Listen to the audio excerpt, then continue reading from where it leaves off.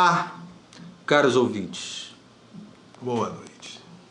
Bom, eu sou o Péricles de Moraes, estou aqui com o Álvaro Figueiró, no Covil do Figueiró. Isso. Estamos aqui tomando uma... Uma Ô, Petra, paga nós, hein, Petra. oferecimento Petra, origem puro malte. É Petra de onde que é Petra? Acho que é de Petrópolis mesmo. Petrópolis? Só porque tem Petra, cadê? Eu acho que é. É? Tenho certeza não, mas... Cervejaria Petrópolis, deve Aí, ser viu? isso aí.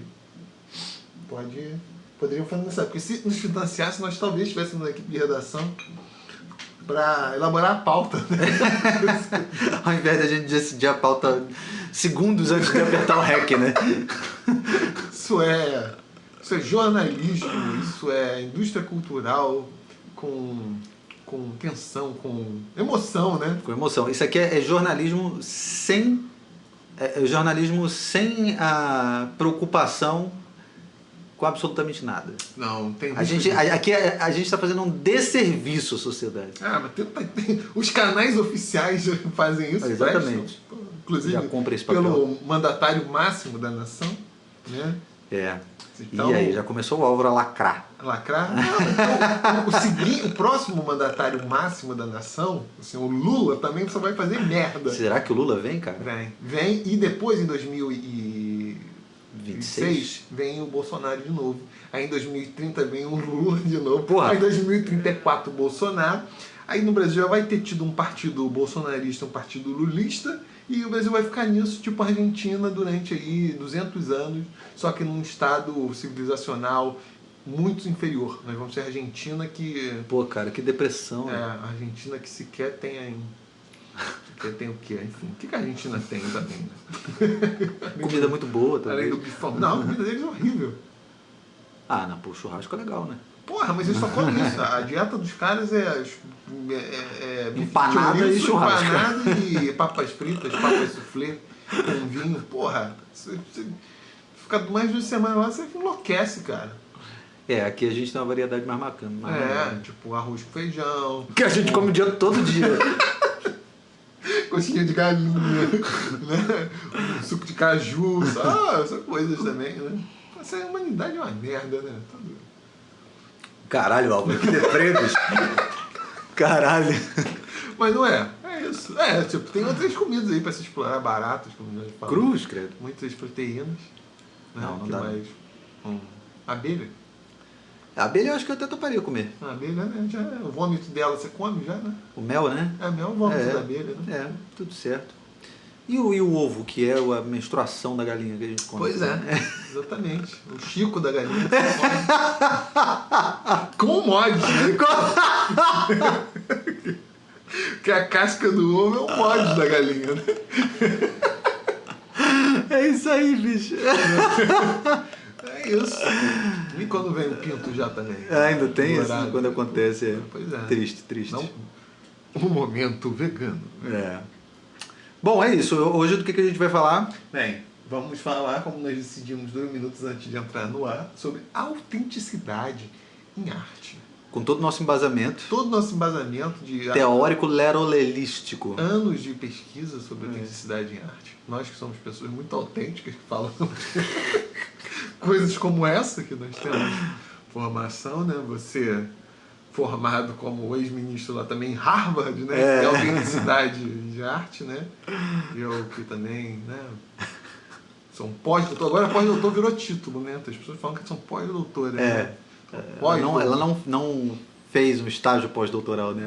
Ela é. Eu sou pós-doutor. Parece um movimento. Eu sou eu fiz um Pós-modernismo, o cara é um pós-doutorado. Um pós-doutorado pós-doutor por Heidelberg em autenticidade em arte. Agora, mas eu fico pensando, do que serve mesmo o pós-doutorado, afinal de contas? Serve pra porra nenhuma. Serve pra você fazer mais contatos e, enfim, tem muita utilidade quando você tem um doutorado no arranjo de emprego, então você consegue uma bolsa, exatamente. Pós-doutorado, né? Serve. Antigamente servia como se fosse um período sabático para os pesquisadores. Mas não se desenvolve uma pesquisa durante o pós-doutorado? Não, se desenvolve, pode se desenvolver. Mas é um estágio meio docente que você faz em alguma universidade? Depende. Daí tem os mais diversos. Pode ser com a contrapartida a isso você lecionar, ou você está desenvolvendo uma pesquisa num certo ambiente, né? Uma dessas formas de turismo acadêmico e tal. Mas hoje serviu como moeda de troca, não moeda de troca, né? Mas enfim, esse meio... É uma forma de criar networking. Networking, enfim, essas buscas de status do meio acadêmico, dar umas, né? Tem mais, tem menos. Já que todo mundo tem doutorado hoje, então tem que fazer... tem que fazer algo além do... fazer o meu... o quê, né? Nossa, é engraçado a gente falar isso, porque realmente a gente vive numa bolha, né? Falar que todo mundo tem doutorado é foda, né? Mas de fato, se tornou uma coisa muito popular, né? Não, todo mundo, porra, é óbvio que o poqueiro, provavelmente, pode até ter também, pode ser, é mais provável ele ser um engenheiro, né, o poqueiro, enfim. Mas, se banalizou isso e se tornou e é isso, e tem muito mais doutor aí do que carreiras e isso é manobrado, enfim. Agora, antes de entrar no tema dessa coisa, a melhor história que tinha era um cara que trabalhava junto com um amigo meu parceiro lá na banda Nota Fria, no projeto que está parado pelo Coronga. Assim como tanta coisa. Felipe Filgueiras. Ele tinha um parceiro lá no INEA, lá que todo mundo falava Protásio, falava que aquele cara era mentiroso. Compulsivo, assim, cara. Tipo, quando aquele cara do Velozes e Furiosos morreu lá no acidente de carro, ele apareceu chorando na repartição, né? Aí ninguém entendeu porque ele tava chorando, né? Ele falou isso. Por causa do cara que morreu? Porque era amigo dele. Era amigo do cara? Esses papos. Que a mulher teve, filho, aí ele fez uma cesariana e costurou a barriga da esposa. Puta que pariu. O cara é doente, né? Tem gente que mente que é doença, né? É um negócio assim, pô, é óbvio que um cara desse... Ele tava futucando tava ali no cemitério dos Pretos Novos, ali perto do porto. E aí tava tendo uma escavação e ele futucou nos negócios assim, e tava já lecionando o que era. Virou um chefe dos arqueólogos lá, né? Arqueólogo. Mas você é arqueólogo? Ele sim. Era formado por onde? Formado por Michigan. Soltou na lata sem se titubear, cara. Então, assim, nós somos pós-doutores em autenticidade em arte. Isso. Definitivamente não somos nem um pouco autênticos, porque esse não é um tema muito criativo, para falar a verdade, porque é um tema bastante debatido, né? Que autenticidade de arte? É. Mas por gente que não entende porra nenhuma do assunto. Agora nós teremos uma resposta definitiva sobre esse tema. Autêntica. Os falsários que falam sobre autenticidade em arte. Mas, bom, agora, antes de tudo temos que agradecer aos nossos patrocinadores, que não existem. Enfim, o que você tem a me dizer a respeito disso? Por acaso existe autenticidade num objeto artístico ou na obra de algum determinado autor? Aí é aquela resposta clássica. Depende, né? De que tipo de autenticidade você está falando? Esse é o ponto, né? Está falando de uma autenticidade... O que é o ser autêntico, né? Está falando de autenticidade histórica ou autenticidade... de intenções do artista. Existe essa discussão também, se alguém... É porque eu tenho dificuldade, para mim a legitimidade e a autenticidade, às vezes elas se confundem para mim. Não sei se para você essa distinção é muito clara. Não é. Pois é. Então explique por quê. Não, eu também não tenho. Porque para mim existe uma zona cinzenta entre os dois conceitos, né? Mas basicamente o que eu quero dizer é que existe também uma discussão a respeito do que se determinado artista que produz algum tipo de obra, se ele teria legitimidade para produzir aquilo ali, né? Se de fato aquilo é autêntico, no sentido, por exemplo, um cara que produz uma roupa inspirado na cultura do sertão do Nordeste brasileiro, né? Se esse cara não for de lá, viveu lá, cresceu lá, né? Se aquele não foi o universo dele, será que ele tem legitimidade? Será que aquilo é de fato autêntico no sentido de guardar essa essência, digamos assim, né? Isso aí já é um problema culto moderninho e depois nós podemos...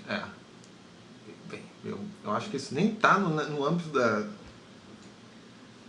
da real problemática assim, da autenticidade em arte. Acho que são questões que são muito mais dadas pelo ambiente atual, né, de que...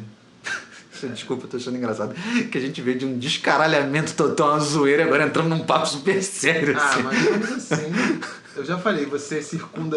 Tem uma crosta de sacanagem. A crosta de sacanagem, em volta do tema sério, impede que os idiotas, que se multiplicaram graças à rede mundial dos computadores, penetrem e façam fuzuê com o núcleo sério. É óbvio que são assim quilômetros de sacanagem para um grão de seriedade. Mas tem. É que nem, enfim... Era que nem aqueles coxinha de galinha que vendia aqueles no centro, assim, que era uma bola de massa que tinha um fiapo de galinha, mas o fiapo da galinha estava lá dentro. É a mesma coisa. Agora, esse tipo de preocupação acho que é muito mais dada pelo ambiente atual em que certa medida... Às vezes eu tenho a impressão que se cobra da arte quase ser o artista ser uma espécie de coach das diversas tribos, né? Uhum. Que está cada vez mais passando isso. Quem tem, aí nesse sentido que você está falando, legitimidade para tratar, não só artisticamente, mas tratar de forma geral, e artisticamente talvez, né, a coisa fique mais braba ainda, quem tem legitimidade para abordar determinados problemas. Então, por exemplo, um romance que vai ter uma mulher como protagonista só poderia ser escrito por uma mulher, ou, sei lá, para um dado grupo marginalizado, favela, que tradicionalmente eram as pessoas que não produziam registros, então elas seriam... Mas isso também é balela, porque a ideia de que a experiência em primeira pessoa te habilita a ter uma compreensão mais sofisticada do que está acontecendo, isso tem um equívoco até sociológico, né? Tanto que, se transportado para outros períodos da história, parte do pressuposto que quem entendia melhor sobre a sociedade medieval eram os homens medievais. Não é isso. E isso levado para um outro nível artístico menos ainda, porque é um nível é uma linguagem, então, que tem menos gente ainda habilitada a dominar. Tipo, porra, quantas pessoas não experimentaram, tipo, os horrores de uma guerra? Agora, quantas pessoas conseguiram exprimir isso artisticamente? Sim. Mesmo na literatura, que lida com a linguagem, de todas as artes, a linguagem mais acessível em termos de técnica, porque, normal, todo mundo domina uma linguagem natural, tirando o surdo e mudo, que também tem lá a linguagem natural dele, e é de fácil expressão. E nem por isso as pessoas que dispararam uma guerra escreveram, comporam, foram capazes, né? Porque às vezes você estar de fora faz com que você consiga ter um olhar mais atento para as questões mais relevantes do que quando você está realmente envolvido, né, no meio do turbilhão ali, tu não consegue nem refletir sobre o que está acontecendo, né? Exatamente. Mas eu queria te ouvir a respeito... antes de tudo, eu gostaria que a gente tentasse definir mesmo o que seria a tal da autenticidade, né? Agora, só voltando nessa coisa, tipo, da legitimidade, isso não quer dizer que não seja interessante ter os discursos ou os registros das pessoas que estão... Até eventualmente a produção artística, mas isso não é um passaporte para que esses discursos, sejam científicos ou sejam artísticos, sejam, de um lado, mais rigorosos, né? Ou melhores.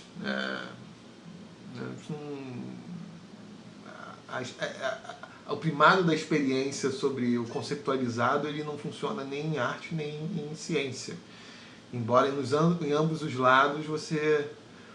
Por exemplo, o artista que não teve uma experiência de guerra, ele vai procurar tentar, né, em alguma medida, entender o fenômeno e se colocar ali no lugar para transmutar aquela não experiência dele. Uhum. E o cientista também vai tentar, né, o que está estudando favela vai tentar, sei lá, pegar os discursos que foram produzidos pelos próprios moradores de favela para entender a realidade. Mas eu acho engraçado como cada vez mais as pessoas não são capazes mais de fazer essa cisão. Né? É por isso que você enfatiza tanto, um livro escrito por uma mulher negra, lésbica, blá blá blá blá. Tá. Mas que isso necessariamente traz de um avanço sobre a compreensão, talvez? É porque existe também, ainda falando sobre isso, antes da gente retroceder um pouquinho, assim, voltar para o básico, né, do que seria esse conceito, é, porque houve uma distorção desse conceito de lugar de fala, né? Então, o tempo todo a gente atribui a essas pessoas que são marginalizadas como se o tal do lugar de fala só fosse permitido a elas, né? No debate público as pessoas destruíram mesmo o que é esse conceito, que nada mais é do que todo mundo tem um lugar de fala, né? Sobre qualquer assunto. Um homem branco ele tem um lugar de fala sobre racismo, só que é o lugar de fala de um homem branco. Assim como uma pessoa negra vai ter um lugar de fala sobre racismo, só que o lugar de fala é a perspectiva, nada mais, né? O lugar de fala nada mais é do que a perspectiva que você analisa ali aquele fato. Então, você que é morador da favela, você vai analisar as questões relacionadas lá às questões sociais da favela a partir da perspectiva de uma pessoa que mora na favela. Enquanto quem não mora vai ver por um outro lado e assim por diante. Então, eu acho que à medida em que a gente distorceu esse conceito, passou-se a acreditar que, por exemplo, um livro escrito por uma mulher negra que fale sobre feminismo e sobre mulheres negras é como se ali estivesse a verdade sobre o que é o feminismo e a vida das mulheres negras, por que foi escrito. Mas, na verdade, assim, verdade, vou falar a verdade pra caramba. É só mais uma das verdades, né? Uma das possibilidades de verdade sobre aquilo que está acontecendo, né? Não necessariamente é a verdade em si, né? Sim. E ao longo da história, tipo, os discursos discrepantes sempre mereceram uma atenção justamente por isso, para esse interesse pelo que tradicionalmente... Olha ali quem está falando que tradicionalmente é um grupo que não fala. Você sempre teve isso, sempre geram... As vozes discordantes acabam, mas isso não gerando interesse, né?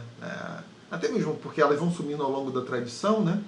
As pessoas sempre recuperam. Não é à toa que sempre tem esse fenômeno do artista marginalizado no seu tempo que depois é recuperado, né? Ele não foi ouvido no seu tempo também. Sim. Aí, fora de um contexto social, você pode entender também, teve um discurso que não foi ouvido e agora eles perceberam que de fato tem um elemento de originalidade ali e convém se debruçar sobre isso. Agora, essa excepcionalidade por si só não significa que seja melhor ou pior, né? E o que me deixa meio bolado é isso, é o primado da experiência, do vivido sobre o conceptualizado. Isso cada vez mais vai aparecer nesses aspectos de quem tem legitimidade para tratar de determinadas temáticas. Isso mais nas artes, enfim, se bem que como você colocou também, às vezes roupa, vestuário, enfim, outras coisas, mas talvez mais nas artes narrativas. Cada vez mais vai se ter essa concepção de que os temas coloniais só vão ser para poder tratados por autores das sociedades que foram oprimidas, né? Um rabaco que deu na Alemanha um tempo atrás foi o romance Imperium, do Christian Kracht, que era exatamente isso, que tratava de uma experiência, enfim, de um esquisitão lá alemão que foi lá que seria o território da Papua Nova Guiné, que era uma colônia alemã na época, e foi criar uma colônia de nudismo cocovorista, ou seja, comia coco. E o romance deu uma merda que foi visto assim, olhado, o que é do homem branco. Enfim. E foi. Mas eu acho que ao mesmo tempo os artistas de verdade vão estar cagando e andando pra isso. É assim. Tá cagando e andando pra isso. Mas afinal de contas, o que é a autenticidade para você? Sim, aí que tá, mas aí tem dois níveis de autenticidade. Tem uma autenticidade que está no nível sócio-histórico, que é importante você averiguar, porque a tua preocupação é entender o contexto que a obra de arte foi produzida e o que ela diz sobre a sociedade. E a outra é aquela de em que medida o artista está sendo sincero na sua produção, né? Das mais diversas formas. Bem, do ponto de vista da autenticidade histórico-sociológica é importante justamente por isso, para você saber, porra, a obra de arte que você está analisando não é daquele dado contexto que você poderia tá pensando, ou ela sofreu um processo de transmissão que adulterou, né? Pô, isso é clássico pra caralho no início da história da arqueologia. Porque o Schliemann, que era um arqueólogo alemão, tomou os poemas homéricos, a Ilíada e a Odisseia, como ao pé da letra, que é um registro histórico, autêntico do que aconteceu. E, porra, não é tipo... Caralho. Então, uma transmissão, distorção, readaptação e os elementos históricos estão, porra, completamente... Então, você tomar aquilo como, de fato, uma descrição, porra, do que ele julgou que seria o período das trevas gregas, era uma viagem na maionese, tipo... Ela traz informações sobre um outro período da sociedade grega, né? Amplo pra cacete. Outro caso, sei lá, que eu lembro, penso aqui, tipo o Adágio em Sol Menor da Albinoni, que é uma composição manjada pra caraca, bem querida pra cacete. Só que essa composição, ela, que parece do Barroco, ou seja, final do 18, final do 17, início do 18, ela foi uma composição que um musicólogo italiano, ele pegou tipo 8 compassos mesmo da música, estava em fragmento desse italiano, Albinoni, e fez uma... com o conhecimento dele, desenvolveu, porra, baseado nisso aqui, do período cacete A4, seria assim, só que é uma composição do cara a partir de um pequeno teminha, então, porra, não tem como você analisar essa obra como se ela de fato fosse um produto barroco. Ela é muito mais uma elaboração do que um cara, um musicólogo do meado do século XX, pegando um trecho de uma música barroca, acha como deveria ser. E isso acontece muito em arte. Por exemplo, você se encontra um falso, sei lá, um falso Rembrandt, um falso Da Vinci. Quando eu falo falso, não é falso só pela identificação, porque às vezes esses quadros são contemporâneos a esses artistas, mas foram atribuídos erroneamente, né? Quando é uma falsificação mesmo. Sim, são duas situações diferentes. O nome foi atribuído erroneamente, mas existe a outra situação que é quando de fato é falsificado. Quando é falsificado.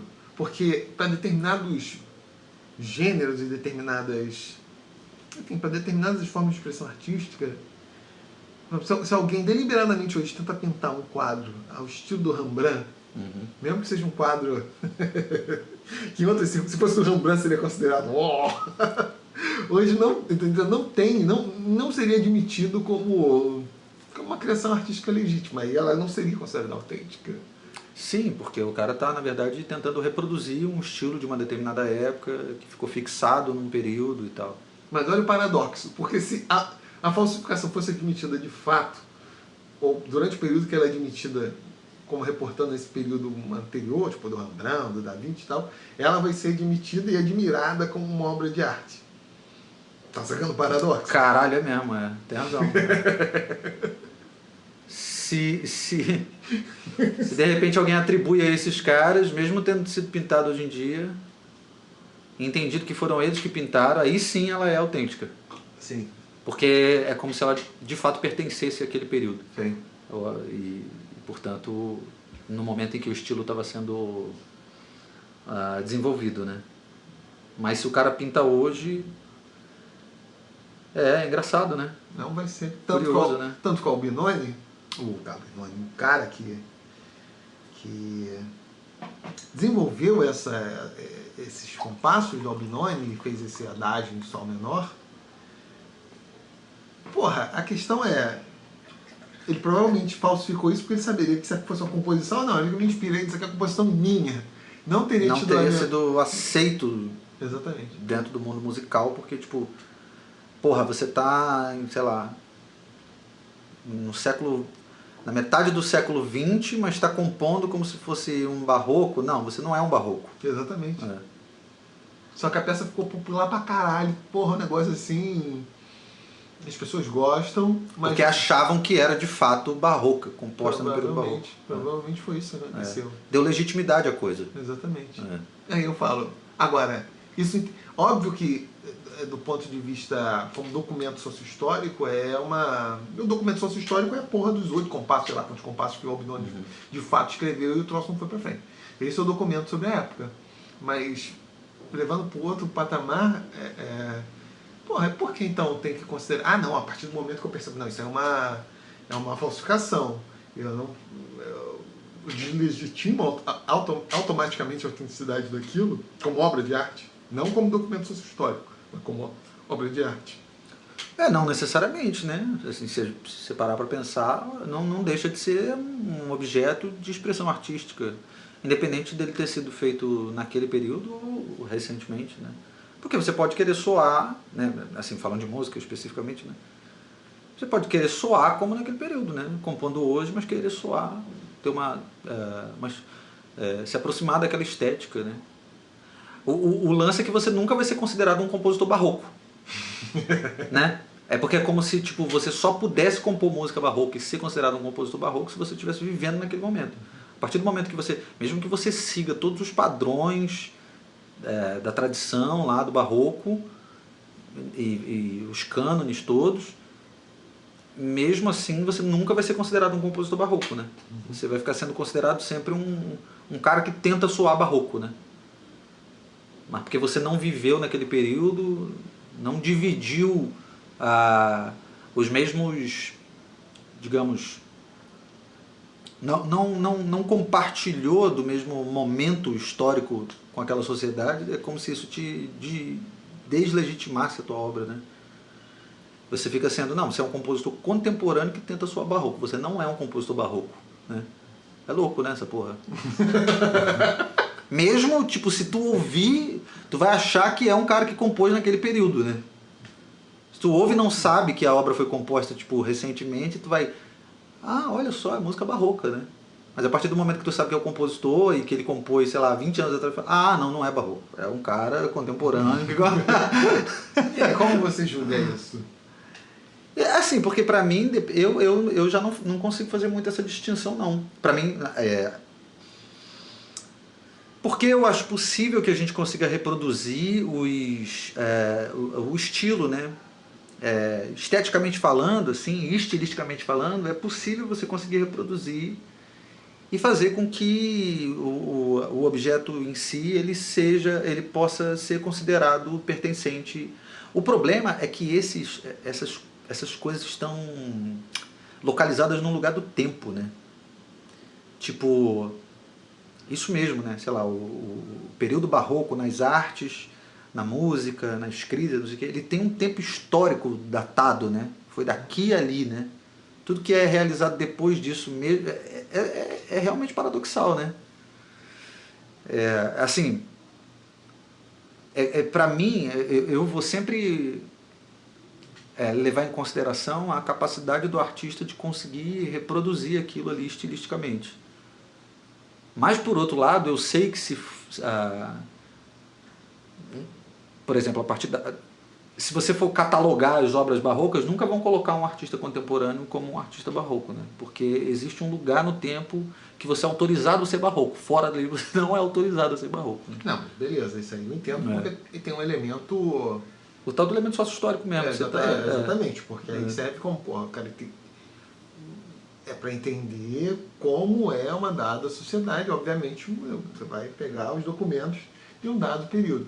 Mas a questão é, o fato de um cara no século XX estar produzindo uma música com toda a feição de barroco e para até difundir isso mais, está fabricando uma autoria, né, que tem um vínculo muito tênue lá com o período barroco. Tipo, como que eu encaro essa obra? Tipo, ela não tem validade nenhuma, né? Como eu recebo? Eu sei que do ponto de vista, beleza, sócio histórico eu não vou... Isso é bem claro, isso aí. Não tem como voltar no tempo, né? Isso aí, porra, o cara que, primeiro dia na faculdade de história, qualquer merda, eu acho que não vai entender isso, música, né? Mas a questão é essa, como que eu tomo esse produto? É legítimo o cara está tentando recuperar uma tradição. E pior ainda, como ele sabe que é uma resistência a isso, porque, porra, o período barroco já passou, determinadas formas, determinadas instrumentações não tem interesse, não tem mais interesse. Só existe um interesse estético a partir de uma perspectiva histórica, de né, evolução, enfim, evolução porque vai passando o tempo, das formas artísticas, das obras, só tem interesse, então, fazer uma coisa no século XX, algo que se fazia 3 séculos atrás, não pode ter e desvinculada de qualquer movimento, porque se tivesse um movimento, vamos resgatar a música, uma porrada de composição. É porque é engraçado que parece que o que dá esse caráter de autenticidade é exatamente o fato do cara estar vivendo num período em que existia uma mentalidade compartilhada entre os artistas da época que fazia com que ele criasse a partir de determinados preceitos, como se isso não fosse racional, né? Parece isso, assim, né? Que tipo, não, esses caras eles compunham dessa forma, né? Falando de música, compunham dessa forma porque era a maneira como na época se pensava a música. Então, eles não tinham como fugir disso. Por isso que me parece que é isso, assim, né? Hoje em dia é diferente. Hoje em dia você está ignorando o momento em que você está vivendo para tentar resgatar uma coisa que não é você de verdade ou que não é compartilhada pela sociedade a qual você pertence. E aí parece que isso é que meio que deslegitima. Eu não sei se eu concordo, não.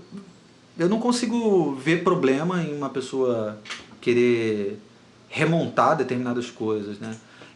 Agora, assim, pessoalmente falando, eu vou ter um gosto que vai ter uma tendência a olhar mais para o que é contemporâneo, né? Mas eu não vejo o menor problema em a pessoa querer resgatar, né, determinadas formas, estilos, enfim.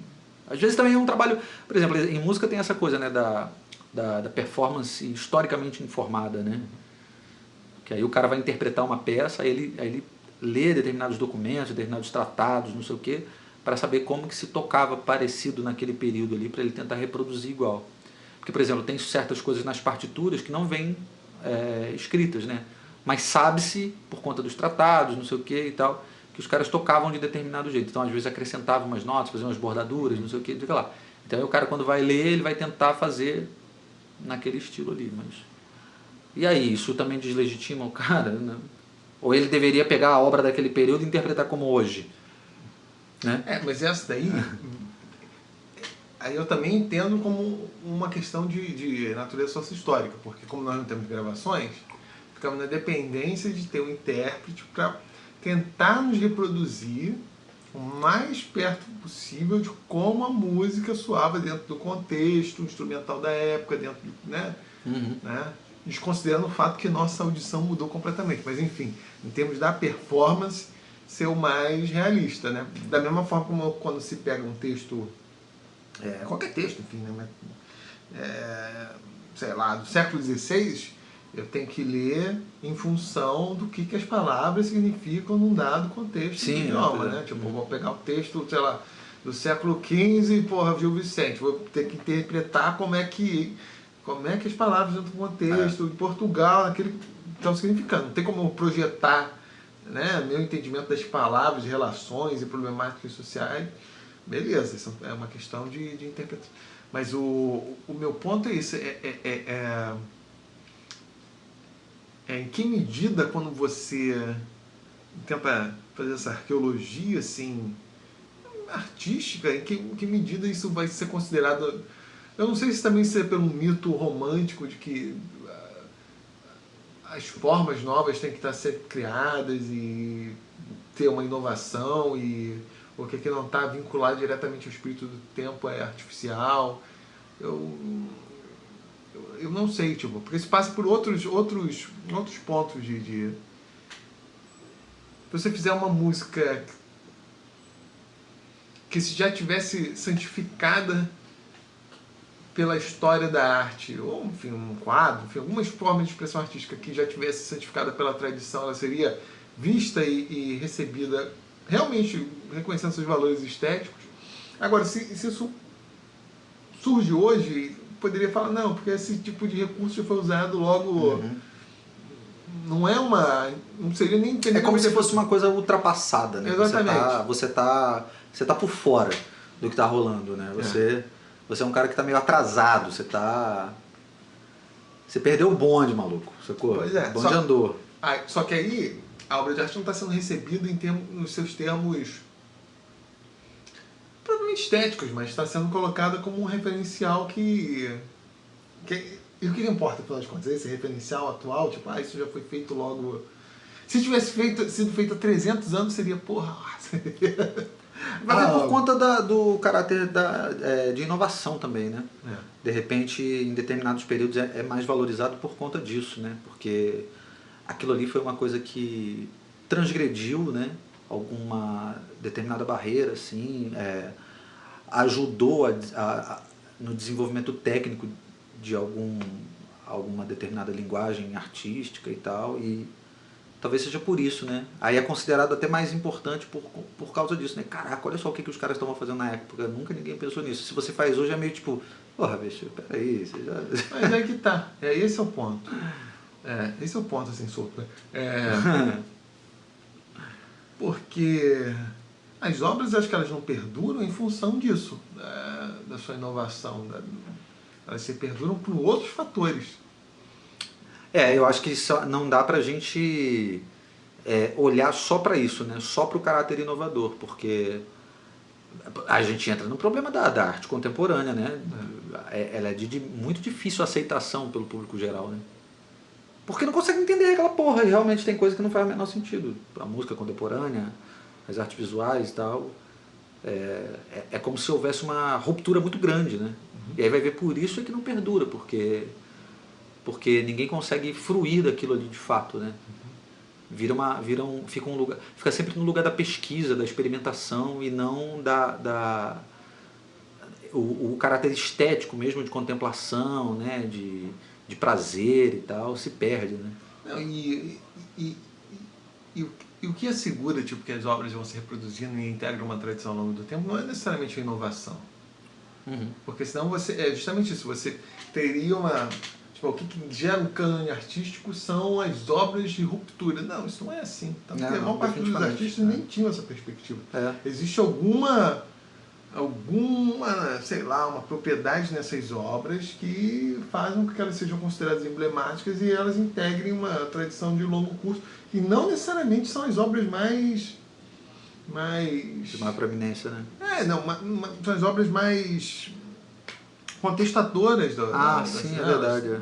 São simplesmente obras que, sei lá, conseguiram levar tipo, uma determinada forma, um padrão sublime e aquilo perdura ao longo do tempo. Porque se fosse só na questão da inovação, nem precisaria ter existido uma tradição, porque, porra, as coisas mais... determinadas fórmulas foram se tornando tão banais, por exemplo, as pessoas não deveriam ter mais interesse em ouvir a música, sei lá, do Bach, do Mozart, ou do Beethoven, porque, enfim, você já virou... Clichêzão, né? Mas por quê, Pedro? Não é o caso, né? Não é o caso, né? Não é o caso, nem mesmo dentro da academia, né? Assim, onde deveria ser o lugar... Na academia de música, né? Falando onde deveria ser o lugar em que as pessoas estariam mais atentas às novas formas de produção, né? Não é o caso. Na verdade, é até meio o contrário, né? Especialmente esses compositores do período clássico, romântico e tal, são ainda tidos como os grandes bambambãs, né, da música de concerto, não sei o quê. É claro que existe uma discussão, tem gente que vai apontar para um outro lado, não sei o quê, mas esses caras eles ainda são tidos como as grandes referências da história da música ocidental, né, e tal, tonal. Sim. Por mais que a gente fique tentando forçar uma barra para apontar o tempo todo para o outro lado, a gente não consegue se desvencilhar disso, né? Pois é, mas não será porque na obra dos caras tem material pra cacete que ainda leva as pessoas a cacete? Certamente. Ainda tem muita coisa que precisa ser... tem que ser olhada com mais atenção, né, na obra desses caras, né? Também produziram muito, né? E tiveram a oportunidade de produzir muito. A mesma coisa é o Bach, né? Que é tipo um compositor, caralho, que está muito distante do mundo que a gente vive hoje em dia, mas ainda assim tem muita coisa que é muito impressionante, né? Quando você para ouvir ou analisar, você, caralho, como é que o cara pensou uma porra dessa naquela época, bicho? Muito arrojado pro período e tal. Porque hoje em dia tem certas coisas que você vai ver e você vai, não, isso aqui é banal hoje em dia, mas o negócio é tipo você realmente tentar imaginar como é que um cara conseguiu... Porque ele não tinha esse referencial, sabe, dessa sonoridade que a gente tem hoje, então como é que ele fez determinadas escolhas, né, sem ter esse referencial, assim. Ou vai ver, tinha, a gente não sabe também, tem isso, né? Que vai ver o gênio que a gente descobre que é o Bach, vai ver, tinha tantos outros lá que a gente não sabe, né, naquela época, que a gente não teve acesso. Ele foi quem chegou até nós, assim, quem teve a obra catalogada, pesquisada, não sei o quê, mantida de fato, para a gente conseguir ter acesso hoje em dia. Vai ver, teve um monte de gente que também era tão genial quanto ele, só que não teve... Deu ruim, não teve a mesma fama no período ali, né? Não sei o que. Isso rola, né, bicho? Vou tocar aqui rapidinho o Haddad, porque com certeza. Não isso, pô. Isso aí é o patrocinador do. Patrocinador maldito aqui. E com certeza só pra. Ficou bem alto aqui.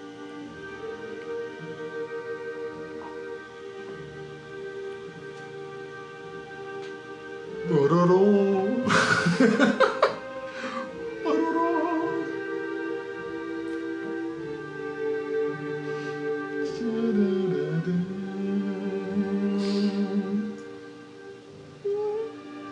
Mas isso é século meado, século XX.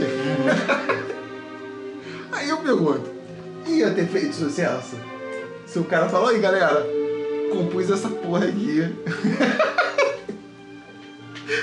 Porra, caralho, que coisa. Água de salsicha, cara. Dos dias de hoje, né? Porra. Mas, porra, é que tá. Então nós estamos jogando o quê? A questão... Em que medida esse contexto, assim, é autêntico, uma obra do período, sobrepuja elementos ali internos estéticos? Não, eu acho que, assim... Eu acho que depende muito do lugar que o próprio artista se coloca. Porque, por exemplo, quando o cara compõe isso aí, ele pode ter composto com uma intenção artística mesmo, de se expressar artisticamente sem estar muito preocupado, ou ele pode querer soar mesmo aos moldes da música de concerto mais tradicional, não sei o quê. E eu particularmente não vejo problema, eu acho que isso não deslegitima a obra, né? Porque é fruto de uma expressão artística autêntica mesmo, não importa. Eu só acho um problema se o cara ele quiser incluir essa obra dele no hall lá de peças que são de um determinado período, né? Não, é porque eu não estou falando do período, se eu estou falando... Eu acho que o problema é porque o período é muito claro que não dá para incluir em determinado período, porque não dá para voltar no tempo.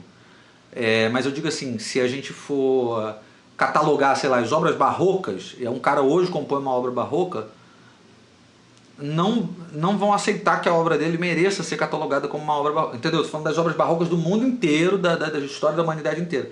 Não vão aceitar que a obra dele seja catalogada como uma obra barroca. Não, mas isso aí eu concordo. Agora, a questão é a seguinte, é o fato de eu saber que isso aqui, ou imaginar que isso aqui é um artefato de fato. Artefato de fato é foda, né?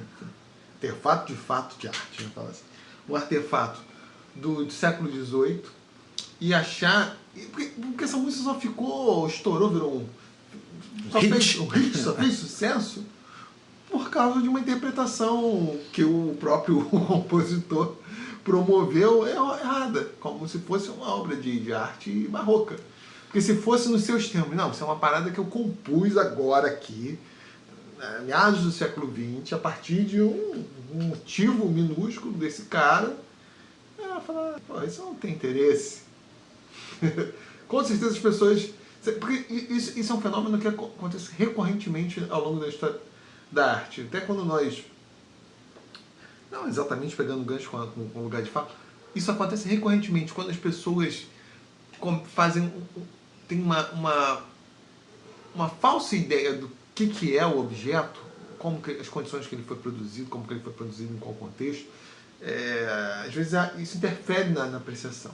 Com certeza. Um dos exemplos mais clássicos, assim, porque é uma obra que caiu no esquecimento, era o Ocean, do Macpherson. O que era essa porra? Isso é considerado a obra que inicia o romantismo literário. Era uma espécie, tanto falam, poemas oceânicos com 2 S, né? Não de oceano, de ocean, que seria um herói mítico lá, escocês. E o Macpherson apresentou esse poema como se fosse uma tradução de um poema épico que estava no idioma céltico, que teria sumido. Então não era nem. Ele não estava pensando assim, é um poema meu. Ele estava jogando assim, porra, uma tradição de poesia barda, o caralho a 4, que eu simplesmente sou o cara que verteu isso pro inglês. E aquela porra foi um hit na década de 1770. Estourou na Europa. Começou o modernismo. Então, no sofrimento do jovem Werther do quê? Ele vai ler o Homero e o Ocean, que isso todo mundo achava assim, fodão, assim, era um poema. E hoje é considerado uma merda, tipo, assim, uma obra inacreditavelmente medíocre. E com certeza um dos fatores que levou o entusiasmo, além da questão do tempo estar mais receptivo a tipo, determinados conteúdos, que depois se mostraram muito medíocres, mas como estava tocando um tema que as pessoas pediam, mas para além disso tinha essa falsa genealogia, que não era a criação do sujeito, estava assim, endossado, tinha num passado remoto, porra, numa região romântica e rude como a Escócia, já tinha um tipo de poesia que falava, olha só, lá no sei lá o que, na puta que pariu da Idade Média já tinha um pessoal pensando próximo com nossas concepções de heroísmo, etc e tal. Então, quer dizer, a obra não foi recebida nos seus termos intrínsecos, tinham elementos extrínseco que determinou como aquilo foi recebido. E hoje, como se perdeu a razão disso e se entendeu que é uma, entre aspas, uma fabricação, né? Viu que, porra, o elemento estético é fraco, né? Né? Foi um artefato mesmo, vou espiar. Esse É, coronga! Né? E isso acontece com relativa frequência, assim, na história da arte, né? Como se fabricam certas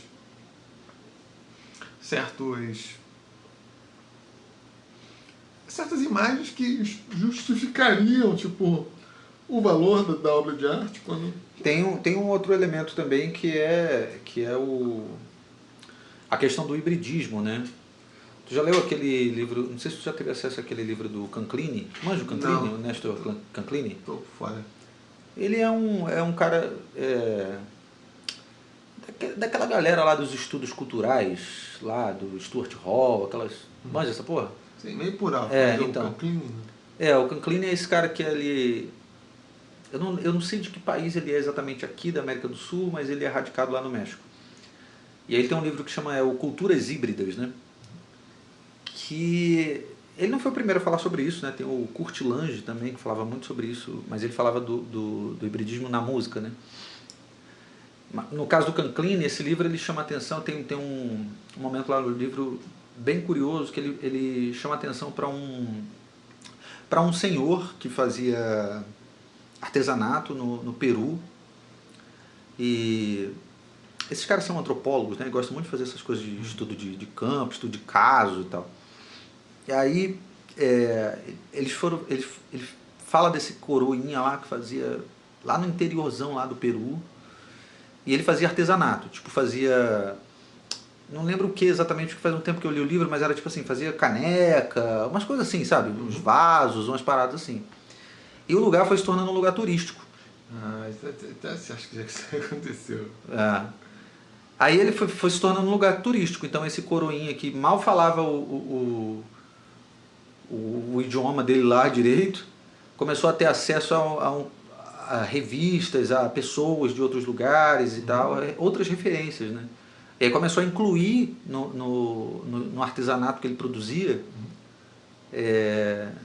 esses elementos, né? Então de repente tu via lá no vaso de barro que ele criou lá, tinha lá uma imagem, sei lá, da Torre Eiffel, tinha umas coisas meio assim, sacou?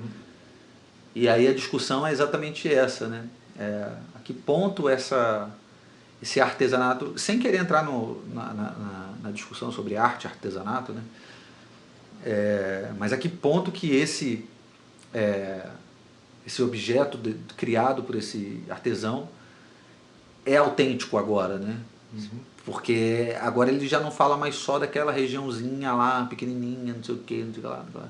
Porque tem isso também, né? A galera, especialmente a galera da burguesia folclórica aqui do Rio de Janeiro, a galerinha gosta disso. Não, porque ele trouxe isso aqui que foi feito por um senhor cego lá, né? Não tinha uma perna e morava lá no cu de Uzbequistão e não sei o que, né? Tem essa parada, né?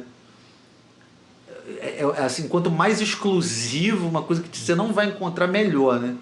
Só que quando o cara começa a incorporar esses elementos, já não fica uma coisa tão exclusiva assim, no sentido de que aquilo não retrata mais aquela realidade daquele senhorzinho lá do interior, babá. É claro que retrata, porque ele teve contato com isso, né? Então o que acontece é que a realidade dele mudou.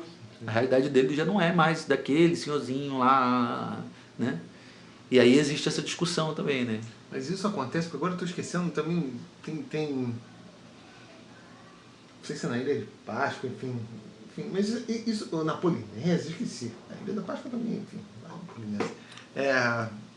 Isso é extremamente frequente acontecer isso, conforme vai tendo, se intensificando a questão turística, né, vai tendo a produção artesanal, que originalmente é para atender uma demanda local, né, da multivisão dos nativos lá, que atende para os interesses estéticos, né, quando eles começam a perceber que é interessante para grupos de maior poder aquisitivo, enfim, aquilo acaba entrando numa formatação e aquilo às vezes acaba interferindo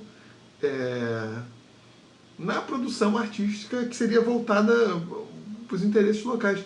Mas isso é um processo... a história toda é feita disso. No próprio Império Romano, principalmente o Baixo Império Romano, cada vez mais você estava tendo uma produção de artesanato pelos povos germânicos que visava atender, por exemplo, os generais, os oficiais, os soldados, os centurionos, os romanos, porque aquilo passou a ser atribuído como um símbolo de status, né? Que, ainda mais com a ideia de um povo ali mais diferentão, com virtudes guerreiras e tal. Né? Tanto que passou a ser incorporado. Então o próprio artesanato germânico provavelmente foi sofrendo um processo de adequação, assim, o que os romanos estavam afim de... Mas deixa de ser menos autêntico por causa disso? É um processo de contato, é um processo de troca, né? Você entende isso, óbvio. Sei lá, nesse caso aí que você citou do cara. Óbvio que conforme ele passa a tentar atender mais uma demanda internacional e inclui, provavelmente, umas razões disso, outros signos que estavam fora do universo cultural dele, deixa de ser menos autêntico para entender aquela cultura antes da intensificação desse contato, né? Mas não deixa de ser interessante para entender outras relações. Continua sendo autêntico e tal. Você pode falar que pode ter uma perda de uma qualidade estética, porque aquilo passa a ser, aquilo que era de um uso ritual, eventual, passa a ser produzido em massa, e aí o cara, em vez de ficar 3 meses naquela porra, faz de qualquer forma, porque sabe que o cara vai... Produção em larga escala. Mas você entende, né, contextualizando, né, você entende Mas olha só, aí, né, porque entra... O foda é você achar assim que, uma Torre Eiffel tem um significado para uma comunidade que estava absolutamente isolada. Os caras lá no Peru já tinham a ideia de uma forma de Torre Eiffel antes da Torre Eiffel ser feita mesmo. Né? Não força, né? Não força, né? Mas... Porque entra esse elemento comercial também, né? Como você acabou de dizer. O cara está atendendo uma demanda de um público que começa a frequentar ali, ele observa isso, e aí isso que antes era para atender uma escala menor, ele visualiza uma outra possibilidade de ganhos e tal. Aí me vem à cabeça o Romero Brito, né? Será que Sempre citado, né? Romero Brito é meu artista preferido. Será que a obra do Romero Brito pode ser considerada uma obra autêntica a partir do momento em que ele claramente tenta, na verdade, torná-la cada vez mais comercial ao invés de um objeto que é fruto de uma expressão propriamente artística mesmo, assim, com essa intencionalidade artística e tal? Mas por que uma arte comercial não necessariamente vai ser boa? Por quê? Por quê? Que tem de... que tem, assim, de esteticamente que desvaloriza... Eu entendo em termos de conduta, tipo assim, beleza. Não, olha só, eu não sou nenhum romântico que acha que o artista tem que criar, o artista tem que ser pobre, não pode ganhar dinheiro. Não, ao contrário, eu acho que tem que ganhar dinheiro mesmo pra caralho, tem que ser valorizado mesmo e tal. Mas eu digo, a minha preocupação é, será que quando você começa a produzir única e exclusivamente para atender uma demanda de vendas, será que isso afeta no processo de criação? Mas não. E aí talvez e aí consequentemente afete nessa possível autenticidade de uma criação puramente artística que não tenha o elemento comercial envolvido. Mas por que uma criação livre necessariamente vai ser melhor do que uma que foi feita sobre outros aspectos? Não, porque como você acabou de dizer, por exemplo, o senhorzinho lá de repente observa que tem que fazer de qualquer jeito para fazer um monte porque ele sabe que ele vai vender. Mas fazendo um monte pode ser pior qualitativamente do que uma que se ele se dedicasse mais tempo. Ou ele pode refinar, ele pode simplesmente ali observar que tem elementos supérfluos na forma artística que ele pode chegar a uma condensação que ele não chegaria porque ele se viu forçado a dedicar menos tempo e a forma artística ser refinada. Talvez. Eu penso nisso, sabe por quê? Porque assim, inúmeros casos de artistas que só produziam na porrada. Uhum. O melhor caso é o Dostoiévski. Dostoiévski só produzia. Tudo que o Dostoiévski escreveu, ele estava com dinheiro, ele não fazia porra. Não era nada, usava o saco. Ele tava fudido de grana que ele... Tava fudido, exatamente, tava fudido com dívida no jogo, caralho, tava assim, na merda. E não escrevia assim, vou produzir arte. Eu vou, caralho, vou morrer de fome. Tem que escrever. E escrevia. Porra, quer dizer, então era uma escrita... Comercial, óbvio. Só que produzia efeitos artísticos que conseguiam transcender isso. O Dostoiévski escrevia para ganhar dinheiro. Mas quando era isso, escrevia. Claro que tinha. Eu acho que não tinha uma preocupação deliberada, mas mesmo isso, uma preocupação deliberada, assim, vou ganhar dinheiro. Porque necessariamente essa perspectiva, não. Eu vou atender os gostos convencionais e. Só que isso é difícil, tem tanta gente tentando fazer isso porque algumas sucedem, né? Porque algumas são bem sucedidas, né? Tem tanto artista aí que tá cagando andando pro aspecto estético que deve estar pensando, não, eu quero ter uma quantidade de gente. Como que elas sucedem nisso? Eu não tô falando que tem uma arte que afaga tipo, as convicções das pessoas necessariamente seja uma arte ruim. Tanto que eu tenho uma birra com essa coisa assim, dessas artes identitárias, porque elas me parecem isso, parece o artista como coach das crenças das pessoas. Mas o inverso também não é verdade, não necessariamente uma arte que consegue fazer isso é uma arte menor. Geralmente é uma arte menor, porque é uma arte que talvez já esteja partindo deliberadamente de, mas é porque de produzir uma... É porque eu acho que quando você entra num modo de produção em que você precisa entregar muito, pode ser que você meio que também padronize o teu processo. Então o aspecto da criatividade talvez ele seja menos importante, porque você só quer reproduzir uma forma que já está dada. Se bem que eu estou falando aqui agora e acabei de pensar em música, isso acontece o tempo todo, né? Quando a gente pega, por exemplo, o Pixinguinha, né?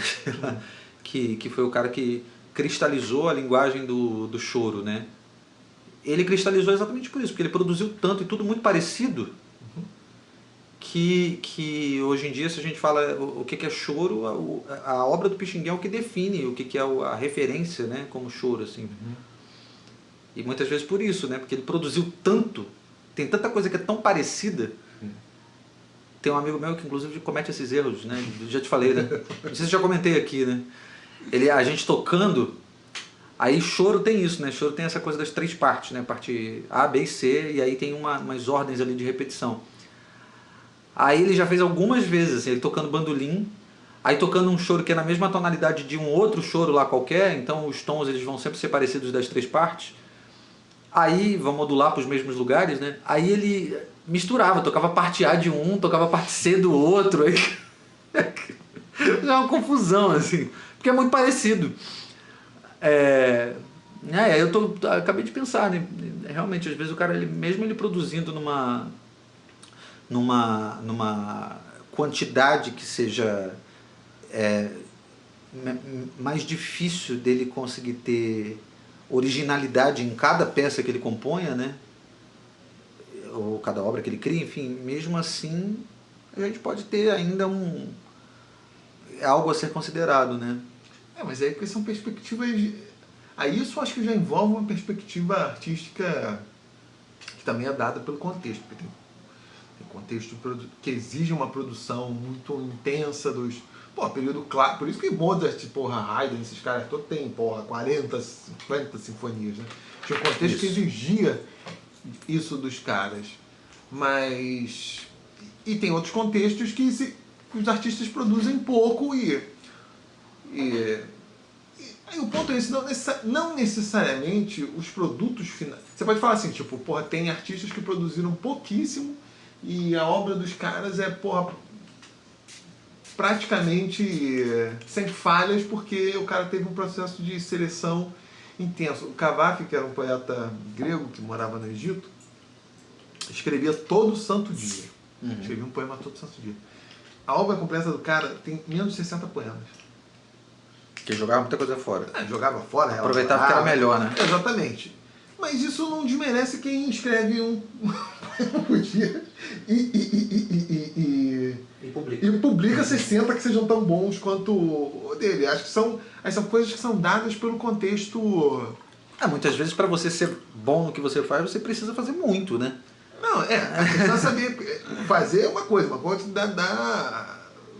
deixar o mundo saber que você está fazendo. Só que tem certas condições que você tem que fazer isso. Sim. Os poetas concretistas, lá, o Haroldo de Campos, o Augusto Campos, essa galera toda dessa pinhatalha, eles faziam uma crítica muito grande. Eles tentavam se ver como se eles estivessem no mesmo patamar dos dodecafônicos, né? E eles se comparavam muito com o Weber, porque o Weber compôs pouquíssima coisa. Era o aluno do Schoenberg, né? A obra completa do Weber não dá nem uma hora, mas seria uma obra assim de radical originalidade, e eles apelando para a teoria da informação, praticamente não tem repetição. Porque até a própria lógica do serialismo lá do decafonismo favorecia que não tivesse. Então foi um negócio assim, pouca coisa, mas tem coisa pra caralho ali pra você analisar. Denso. É denso, não é tipo uma canção que aí vai e repete. É outra lógica. E eles se propunham nessa mesma coisa da poesia. Não vai ficar uma poesia com ritmo, então é uma poesia enxuta, que trabalha com elementos gráficos e tem várias camadas de significação, mas obviamente para fazer isso a obra vai ser pequena, como de fato a obra deles foi pequena. Eles comparavam o Weber com o Villa-Lobos, que Villa-Lobos escreveu coisa, você sabe se melhor que eu, escreveu coisa pra... Tanto que até hoje tem coisa que o nego nem sabe ainda. Coisa que foi perdida. Escreveu pra caralho, mas muita coisa do Villa-Lobos como Feliz Natal. Exatamente. Porra, se não tivesse existido... Não faria falta. Não faria a menor falta. Na verdade ia ser melhor que não tivesse existido. Exatamente.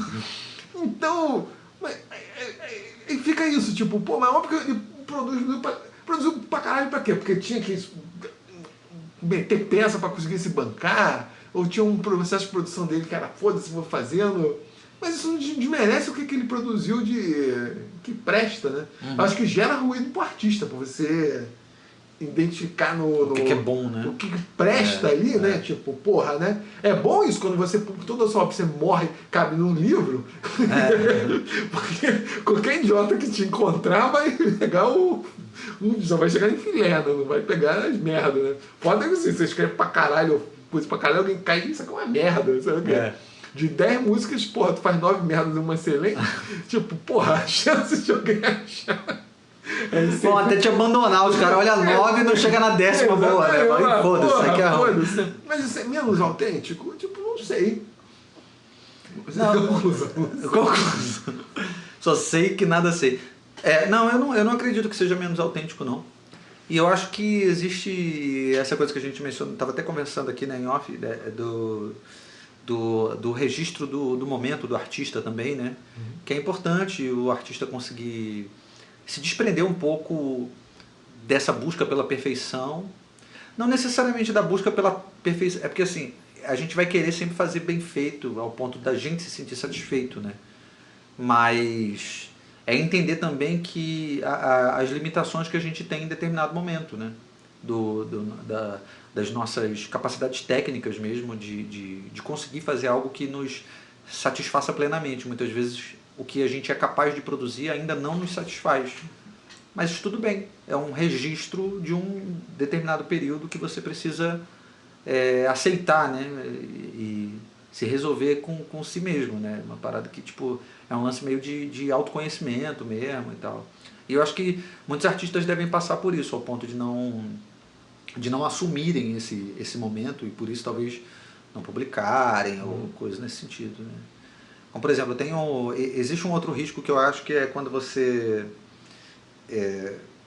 faz assim, as coisas numa escala muito grande, é que a obra se torna também um pouco desgastada, né? Por conta disso, por exemplo, tem um compositor carioca aqui e tal, que eu não vou citar o nome porque ele está vivo ainda. Álvaro Figueiró? Não, ele é professor, ele não é professor da Unirio não, mas tem um... Dá interesse do cara. Ele já deu aula lá e tal. E aí, acho que você quer. Será? Não, mas ele é da música, não é? Será que é? Não sei, depois a gente fala em off. Né? Que ele teve uma parada. Eu vou começar a falar um monte de coisa aqui que vai dar o nome do santo. Mas enfim, ele desenvolveu alguns projetos em que ele precisava compor muito. Tipo o Hermeto Pascoal, que tem o tal do calendário musical, né? Que ele compôs uma música por dia, né? Esse outro compositor também fez a mesma coisa, parecido. E aí quando as pessoas teve uma amostra das músicas dele numa ocasião e os comentários eram exatamente esses, assim, de que tá desgastado, porque soa tudo meio parecido, porque não tem novidade entre uma música e outra, né? Eu acho que acontece isso também, quando você se propõe a criar muito, assim, durante, vários dias, meses, anos e tal. Acho que tem uma tendência de você ter dificuldade de renovar entre uma música. Por isso que aconteceu isso com o Pixinguinha também, né? Que eu tô falando. Não é... E o Pixinguinha é considerado um grande compositor, né? Mesmo assim. Aí eu acho que tem essa parada também, né? Você corre o risco de ficar...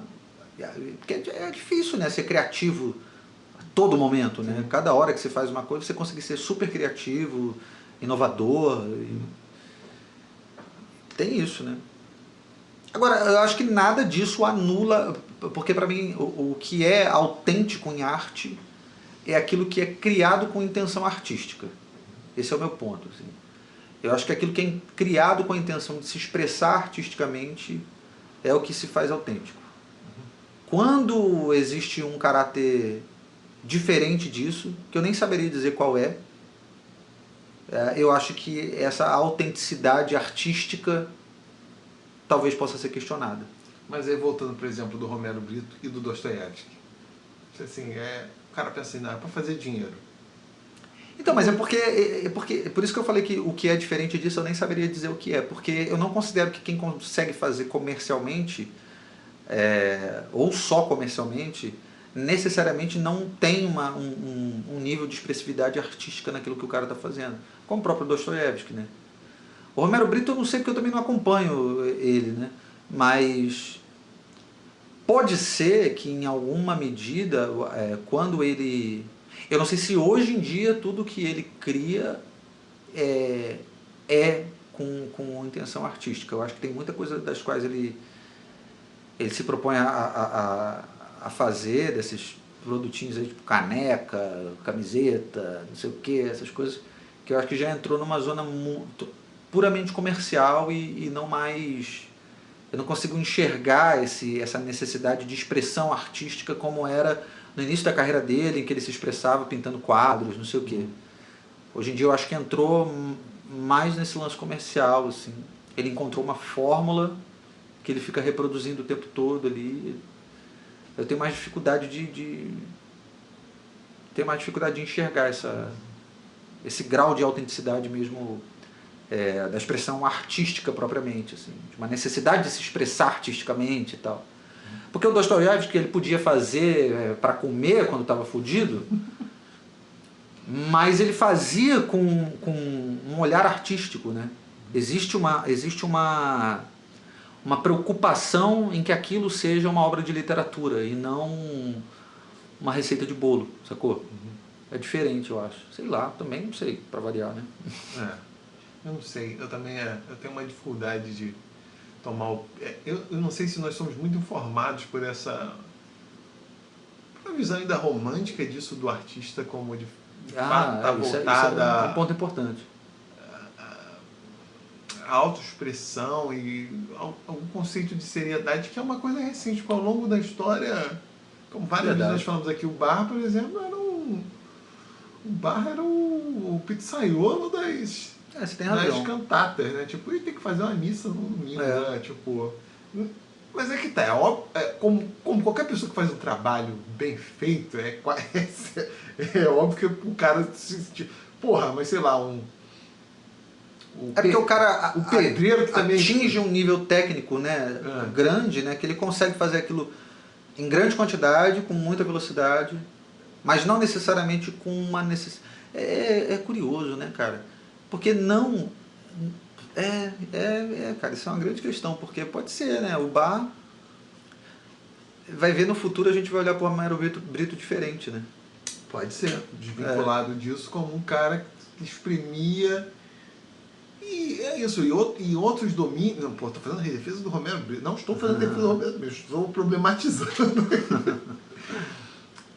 Como o cara que conseguia exprimir, porra, em diversos meios conseguia plasmar isso e era eficiente, né? Eu estou voltando aos pratos concretos. Eu tinha eu tinha uma paixonista por poesia concreta quando eu tinha 12, 13 anos. Talvez meio por patrioteira, mas enfim, agora estou redescobrindo. E um dos pontos que eles tinham era exatamente esse, era aproximar a poesia das linguagens gráficas da propaganda, do anúncio, porque é isso que comunica no final das contas. Que ele estava falando assim, pô, não adianta ficar fazendo poesia com verso, cara. Que é a linguagem que chega... É um efeito visual, né? Exatamente, que chega hoje na pessoa, essa porra, é a parada condensada e porra... Mas aí a preocupação artística é colocar mais níveis, mas dentro de uma linguagem que... E talvez no caso do Romero Brito ele esteja manipulando isso em dimensões, sei lá, de experiência estética que para nós não sei, tipo a caneca, né? Que depois vão conseguir os Romero Britólogo do século XXIII. Romero Britólogo do século XXIII vão conseguir entender uma... Porque o ponto é esse, realmente. Porque eu entendo, assim, é muito difícil para um artista... Eu acho que é muito difícil para qualquer pessoa produzir qualquer coisa que preste, não só na arte, mas qualquer pessoa fazer um mínimo trabalho bem feito, qualquer coisa, de forma indiferente, sem ter um desejo de fazer as coisas bem feito e entender o que está acontecendo e ter um processo de reflexão, que algumas pessoas é mais intelectualizado, outras menos, Acho muito difícil, pra qualquer coisa, tipo, tô falando até o padeiro ali, né, o pipoqueiro.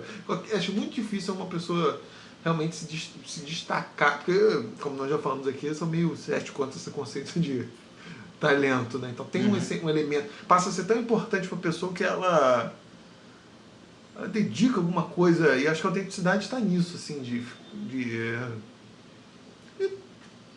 ter uma seriedade em relação ao que você está Se propondo a fazer. se propondo a fazer, né? Mesmo que seja para encher o cu de dinheiro, tipo assim, como que eu encho o cu de dinheiro? Eu vou me dedicar verdadeiramente encher o cu, porque encher o cu de dinheiro todo mundo quer, cara. Eu também quero fazer um desenhozinho aí de um coraçãozinho, um cachorro com bolinhas. Eu também queria, eu não sei fazer isso. Pode ser, né, cara? A gente precisa também, como você acabou de falar, quebrar um pouco essa imagem, né, romântica de que às vezes o objeto artístico ele não necessariamente precisa ser fruto de uma expressividade, uma expressão profunda do eu, né, uma coisa completamente lírica, não necessariamente, né, ele pode ser mesmo, né, você sabe fazer bem, ele é só um objeto de arte, mas não necessariamente é uma coisa que eu preciso colocar, nossa, o que tem de mais profundo no meu ser, não sei o quê, né? Não, talvez não, né? Ele pode ser também apenas uma coisa mais mecânica mesmo, né? Não sei, eu estou aqui falando, tô falando e estou pensando ao mesmo tempo, né? Ele não precisa ser... Isso não... Eu tenho uma dificuldade porque eu acredito que exista uma das coisas para mim que diferencia o que é arte e o que não é a intenção. Só que o que é essa intenção, né? Porque assim, a arte é uma coisa que é exclusiva, é intrínseca ao ser humano, né? O animal não produz arte, a natureza não produz arte, né? E aí eu fico pensando por que a gente produz arte, né? É porque eu fico imaginando que a gente tem uma necessidade de se expressar em determinadas linguagens que só a convivência ou a gente quer dizer determinadas coisas que apenas as palavras e os gestos, e, enfim, a gente não consegue dizer de outra forma. Então a gente tem que expressar isso de uma outra maneira, né? E aí eu fico nessa de achar que talvez o objeto artístico ele esteja sempre dotado dessa intencionalidade artística, né? Essa necessidade de expressão. Mas pode ser que eu esteja equivocado também, né? Talvez não seja isso. Assim. Hoje em dia, talvez isso que eu tenho, essa opinião, seja uma opinião ainda muito baseada nesse conceito meio romântico do que é o artista, não sei o quê. E talvez a gente consiga sim produzir arte sem essa necessidade de expressar algo, né, profundo, blá blá blá, não sei o quê. Talvez o simples efeito estético ou o prazer estético de quem vai receber aquilo ali já garanta, né? O artista não necessariamente precisa estar preocupado com essa expressão artística tão profunda. Mas às vezes ele pode só criar porque ele sabe que quem vai receber aquilo ali vai ter um prazer estético, vai achar bonito, alguma coisa assim. E às vezes só isso seja suficiente. Então, por exemplo, quando o Barra escrevia lá os corais, às vezes para ele aquilo era um saco ficar fazendo. Mas como ele sabia fazer muito bem, ele sabia que quando as pessoas ouvissem aquilo, elas iam gostar. Sim. Do mesmo jeito que o Romero Brito faz em larga escala, ele deve achar um saco também fazer, para ele já não faz a menor diferença. Mas ele sabe que tem uma parte da população cafonérrima que vai gostar daquilo ali, que vai apreciar aquilo ali esteticamente. Então, talvez isso já garanta, né? Pode ser um dos mistérios. Mistérios da meia-noite. Mistérios. Eu não sei. Eu sou meio... Porque são uns paradoxos, porque ao mesmo tempo, não, eu fiz essa defesa aqui do Romero Brito, porque você identifica a empilhação em vários aspectos, mas na arte eu tenho mais facilidade em identificar a falta de autenticidade tipo, nas ciências, sobretudo nas ciências humanas, do que na arte. Uhum. Justamente por causa disso, porque como um elemento de um consumo. Você está atendendo um público, então não necessariamente você está ali com o teu coração. Quer dizer que, pô, você sabe que, porra, pra mim não diz nada, mas como você falou, diz para as outras pessoas e funciona e, enfim. Porque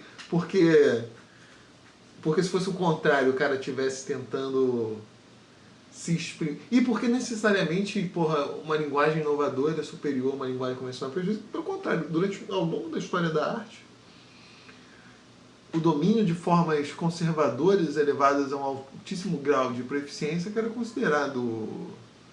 Não é à toa que muita gente até hoje tem dificuldade de entender determinados aspectos da arte.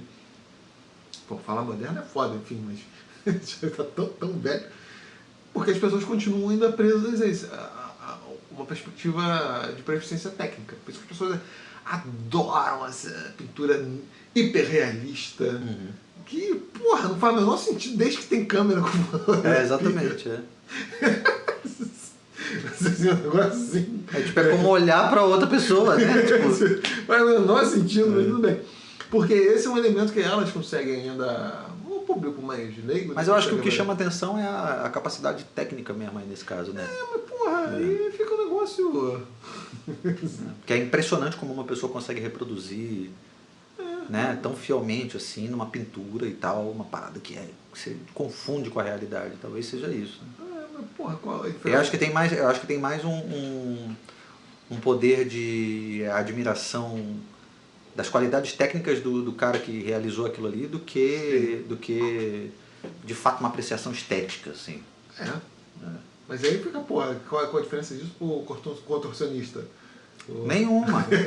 Ou pro virtuoso lá da guitarra, chato pra cacete, né? Fica uma coisa... É uma coisa que parece o tempo todo que você tá querendo provar pro outro que você tem uma habilidade impressionante. E por que isso é mais autêntico? Eu não sei se isso é... Não, definitivamente eu não consigo concordar que seja... Não. A não ser que isso esteja inserido, tem uma razão de um determinado virtuosismo, um domínio técnico, porque aquilo tem que ser expresso. Porra, por algum motivo aquilo vai fazer sentido, né? Que é até difícil você ver porque não dá sentido aquilo. Uhum. Porque em qual contexto isso faz sentido? Eu não sei.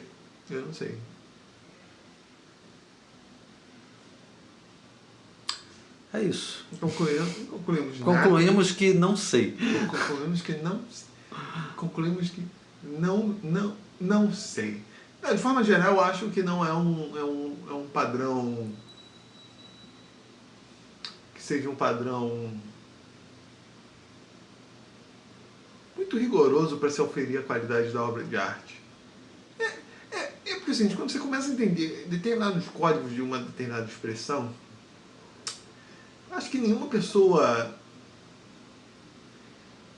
minimamente inteligente valoriza clichês, valoriza o batido, a não ser quando isso consegue ser elevado a um padrão de excelência tal que você nem percebe mais isso, que é um código convencional. Mas é isso, quem insiste nessa porra, insiste com gosto, assim, sei, não tô nem tentando sublimar isso, mas assim, com uma... Porque eu sei que é isso que as pessoas querem, você já tende a ter uma perspectiva, porra, isso não pode... Tem merda, isso não pode prestar, né? Mas... a história vai dizer se presta. A história vindicará ou não Romero Brito. Exatamente. Aqui é o Team Romero Brito. Ou não. É isso, minha gente. Muito obrigado por ouvir até aqui. Sigam a gente no Instagram. Eu sou o Péricles de Moraes com I de igreja. E o Álvaro, o meu arroba é esse, né? Péricles de Moraes. O Álvaro é Álvaro _ Figueiro, né? Figueiró, mas é sem o acento. Isso aí. Seja um dos meus milhões de seguidores lá. Álvaro é um digital influencer. Eu sou an influencer. Sou um desinfluencer. E o Álvaro também tem o site que é o Leisma no Saleiro. Lá você pode ler... O que o pessoal pode ler lá? Você pode ler artigos do professor Glomer, você pode ler meus ensaios sobre os temas mais diversos que vão desde literatura até passando por milícia, linguagem, explorações árticas que deram erradas. Então venha se juntar e ser um dos meus dois leitores lá, né? Junto. Nem minha mãe tá me lendo, pô, tá foda. Um beijo, até a próxima. Beijo, até a próxima. Abraços também. Beijo pra quem é de beijo, abraço pra quem é de abraço. Patolado. E patolado, é isso aí. Se você quiser, uma patolada. Valeu.